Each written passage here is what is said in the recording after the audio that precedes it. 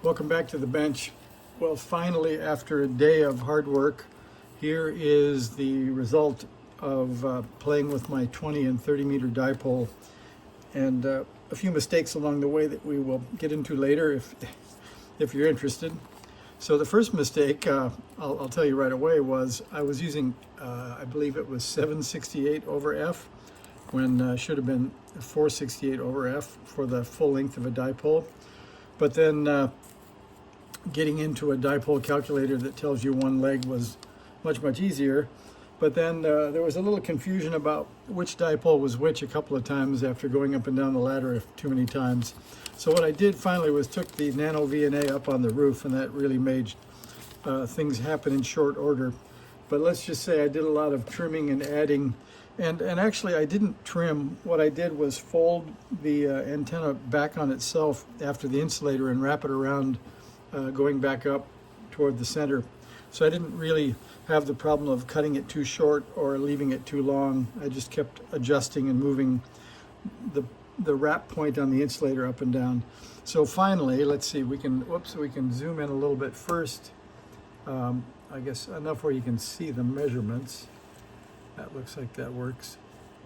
So you can see the marker right now is at 10.080, and if you remember, we need to be 10.1 to 10.150.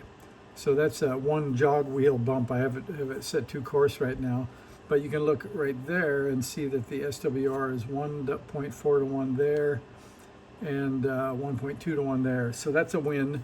It isn't exactly the bottom of the peak or the dip, which would be 10.020, which is down at 1.2 to 1 SWR. By the way, this is an SWR graph, not others. And then if we go over, so that was the 30 meter side.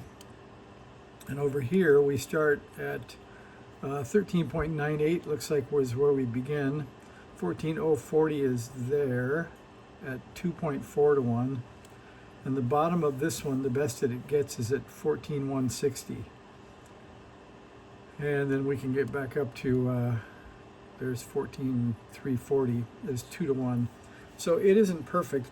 And what I learned out of all this is that if you feed two dipoles off a common feed point, when you watch the NanoVNA, man, it's just amazing.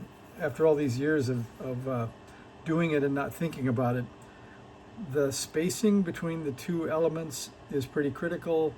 So in my case, I have the 20 meter legs sort of suspended by the 30 meter legs, so I have to move the piece of nylon rope that I'm using up and down to sort of adjust the distance between the legs.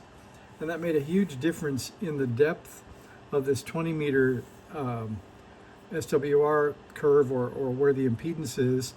It also moved the resonant frequency around. So I don't think we'll spend too much time on this antenna. I think what I'll do is turn it into a 30 meter dipole, take the 20 meter legs off, and then build that rotatable dipole that we started a few sessions back. But this was a pretty good exercise, and I kind of enjoyed it. So the side benefit was, I think I worked a couple of POTA stations once I got it adjusted, and no longer had to go through the tuner to get on either 30 or 20. So that part's pretty fun. And I think the signals were noticeably higher than they used to be. My antenna used to, without the tuner, I could tune it up pretty well on the tuner, but the 30 meter antenna was resonant at 9.9 megahertz, and the 20 was resonant at 14.5 megahertz. So they weren't ideal at all, but with the tuner they were okay. So just making you stare at the NanoVNA isn't too great, but I'm pretty happy with where it turned out after all the mess. So I'll go back and maybe add at least comments to the video to straighten up the formula, and I think advertise the dipole calculator online made things pretty nice, even though it's not too hard to do the math. It's just easy to punch it in and then take the difference. And I'll show you, maybe here's one of the examples of that. So if you're wanting to get to 14.1 and you're at 15.160, The length of that is 15 feet, 5.3 inches. And at 14.1, the one leg should be 16 feet, 7.2 inches. So I could subtract those and decide what I should add or subtract to each of the two dipoles as I was on the roof. So with that, I think that's the end of the setting up the 20-30 meter antenna, except for going to correct a few maybe incorrect statements in previous videos. So thanks for watching. See ya.